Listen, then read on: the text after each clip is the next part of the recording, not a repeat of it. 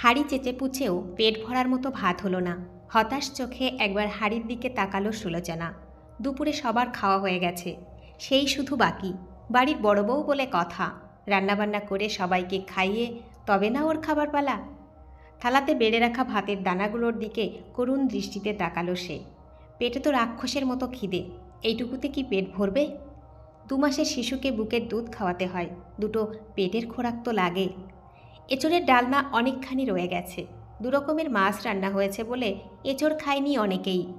শাশুড়িমা দেখলে গজগজ করবেন। এ বাড়িতে একবেলার রান্না আর এক বেলাতে খায় না কেউ। প্রতিবেলা রান্নার জন্য শাশুড়িমা নিজে আন্দাজ করে চাল ডাল সবজি বের করে দেন ভাড়ার থেকে। একটুও অপচয় উনি পছন্দ করেন না। কতদিন তরকারি বেশি রয়ে গেলে শাশুড়ির ভয়ে বাড়ির পেছনে পুকুরের জলে ফেলে দিয়ে এসেছে সুলোচনা।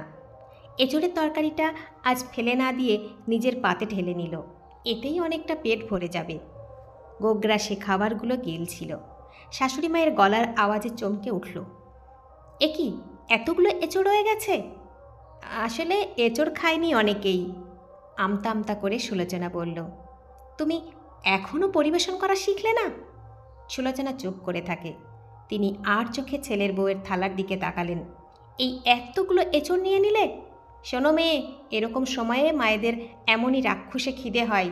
খিদেকে বসে রাখতে না পারলে পেট কিন্তু জ্বালা হয়ে যাবে। হাজার খেয়েও পেট ভরাতে পারবে না তখন। যেন ভয়ঙ্কর অপরাধ করে ফেলেছে। এভাবে মাথা নিচু করে থাকে সুলোচনা।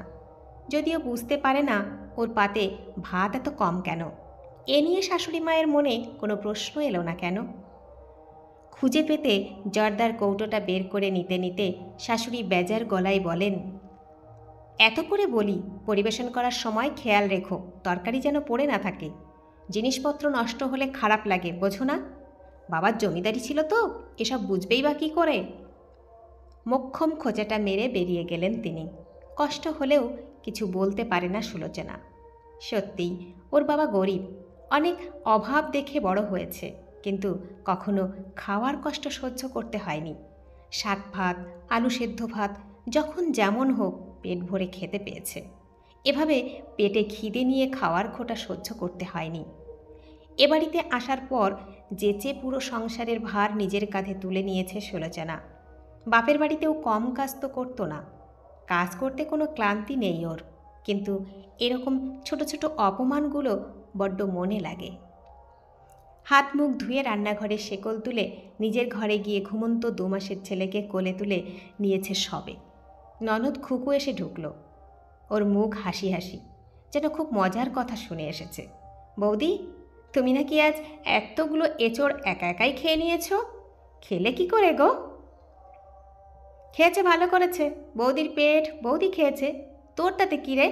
দাদাকে বলে দেবো এবার বাড়ি আসার সময় যেন এত বড় একটা এঁচোড় নিয়ে আসে। পেছন থেকে ছোট দেওর ফুট কাটে। সম্মিলিত হাসির ঝড় বয়ে যায়। লজ্জায় মাটিতে মিশে যেতে ইচ্ছে হয় সুলোচনার। ওদের একবারও মনে হলো না এতগুলো তরকারি ও একা কেন খেলো? ওদের বুঝিয়েও লাভ নেই, কিছুই বুঝবে না। মাঝখান থেকে সুলোচনা আবার হাসির পাত্রী হবে। ওরা তো দূর, স্বামী কি কিছু বোঝে? বাড়ি আসে যখন কিছু বলতে গেলেও বুঝতে চায় না, উল্টে সুলোচনাকেই বোঝায়। তোমার ভুল হচ্ছে গো, আমার মা মোটেই অমন নন। একটু মানিয়ে গুছিয়ে চললেই দেখবে সব ঠিক আছে। আর কিছু বলার ইচ্ছে থাকে না তখন, বড্ড অভিমান হয়। স্বামীর কান বিষিয়ে তুলতেও রুচি হয় না। ভাবে একটু সহ্য করে নিলেই তো হয়, মেয়েদের জন্মই হয়েছে সহ্য করার জন্য। ঘরে বসে ছেলেকে বুকের দুধ খাওয়াতে খাওয়াতে মুড়ি ভাজার সুগন্ধে প্রাণ আনচান করছিল সুলোচনার। শাশুড়ি মা মুড়ি ভাজছেন, ক্ষেতের ধানের মুড়ি। বড্ড খেতে ইচ্ছে করছে এক মুঠো। ননদ দেবররা রান্নাঘরে ভিড় জমিয়েছে। গরম গরম সদ্য ভাজা মুড়ি মাখা হচ্ছে ক্ষেতের কচি শশা দিয়ে, সঙ্গে পেঁয়াজ কাঁচা লঙ্কাও আছে। জিভে জল এসে যায় সুলোচনার।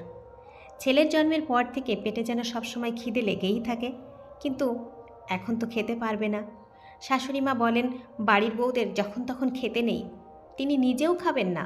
কাল সকালের আগে ওই মুড়ি সুলোচনার ভাগ্যে নেই। বাড়ির বউ হলেই কি খাওয়ার ইচ্ছে উবে যায়? রাতে রান্না করার সময় চুপি চুপি একবার মুড়ির টিনটা খুলে দেখল। সাদা সাদা ফুলকো ফুলকো মুড়ি, কি সুন্দর দেখতে। নতুন ভাজা মুড়ির কি সুবাস। এক মুঠো মুখে পুরে দেওয়ার লোভ কোনো মতে সামলে নেয় সে।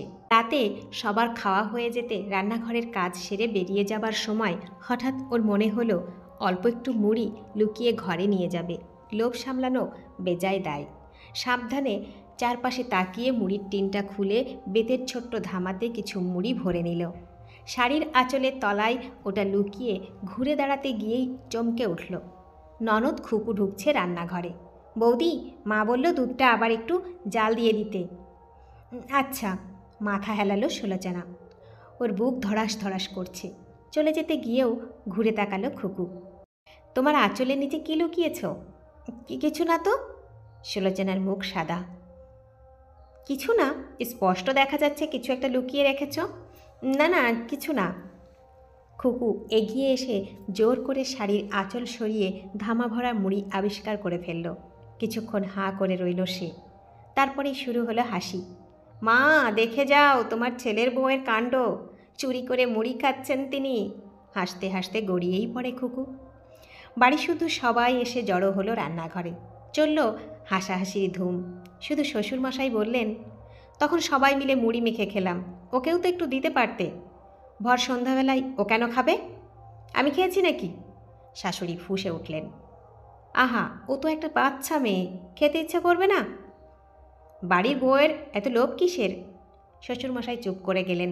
সুলোচনা লজ্জায় মাথা তুলতে পারছিল না। কেন যে এমন বোকার মতো কাজ করলো? লোভটা কি সামলে রাখা যেত না একটু?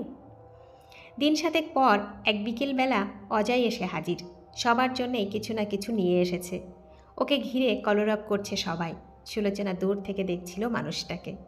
বুকের মধ্যে তখন থেকে চলছে লাপডুব লাপডুব। কতক্ষণে কাছে পাবে ওকে? সন্ধে গড়ানোর পর ঘরে ঢুকলো অজয়। ছেলে ঘুমিয়ে কাদা তখন। একবার ছেলের মাথায় হাত রেখে আদর করলো। তারপর সুলোচনার দিকে তাকিয়ে হাসল। কেমন আছো? ভালো। কিন্তু তুমি অমন রোগা হয়ে গেছো কেন? ভালো করে খাও না নাকি? প্রতিবারই সেই একই কথা। রোগা কেন হব? আমি খুব ভালো করেই খাওয়া দাওয়া করি। রোগা তো তুমি হয়েছ। অজয় তাকিয়ে আছে। বাচ্চা হওয়ার পর একটু অমন হয়ই, গম্ভীর মুখে বলল সুলোচনা। তাই বুঝি? হেসে ফেলল অজয়। লজ্জা পেয়ে সুলোচনা বলল, আমি রান্নাঘরে যাই, কাজ আছে। রাতে ভাত খেতে বসেছিল সবাই। অজয় আসাতে অনেক কিছু রান্না হয়েছে আজ। সুলোচনা পরিবেশন করছিল। খুকু হঠাৎ হাসতে হাসতে বলল, তোর বউ চোর রে দাদা। মানে? চমকে উঠেছে অজয়। চুরি করে মুড়ি খেতে গেছিল। খুকু এখনও হাসছে। অজয় হাঁ করে তাকিয়েছিল। পুরো ব্যাপারটা বেশ মজা করে করে বলা হলো ওকে। সুলোচনার মুখ কালো হয়েছিল। সবটা শুনে অজয় কিন্তু হাসল না, গম্ভীর হয়ে গেল। মায়ের দিকে তাকিয়ে বলল, ওকে চুরি করে খেতে হলো কেন মা? শাশুড়ি চট করে জবাব দিতে পারলেন না। বাকিরাও চুপ হয়ে গেছে। অজয় আর একটাও কথা না বলে চুপচাপ খেয়ে উঠে গেল। সবার মুখে একটা অস্বস্তির ছাপ।